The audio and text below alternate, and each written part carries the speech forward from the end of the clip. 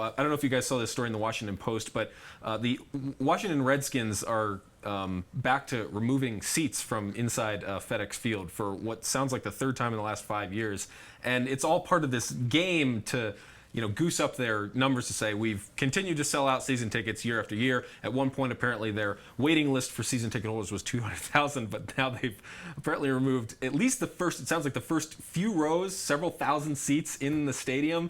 And it kind of speaks more largely to just the dysfunction that is the Washington Redskins right now and the Schneider family. But it also speaks to the fact that it's harder to get people to show up to stadiums now. What are they doing with that area, though? They put metal poles in there, and their official team statement was that it was a response to feedback from season ticket holders. Now, the feedback could just as easily be, I'm not going to buy tickets, and that's the feedback that might convince you to pull your seats from the stadium. It's been several years since the Broncos played there. I actually sat in the stands for part of the game when the Broncos last played there.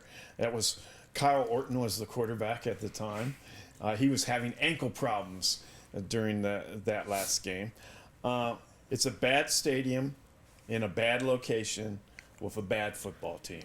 And if you've got a 60-inch TV at home, why would you go to a bad stadium in a bad location to watch a bad football team? And the answer is a lot of people won't. And as rabid as the D.C., Maryland, Virginia area is about NFL football, it's easier to sit at home and watch good NFL football than spend heavy money to go watch football in a location that's not convenient to many people. I have two thoughts. When you first said it, I thought they were going to do something like Miami did.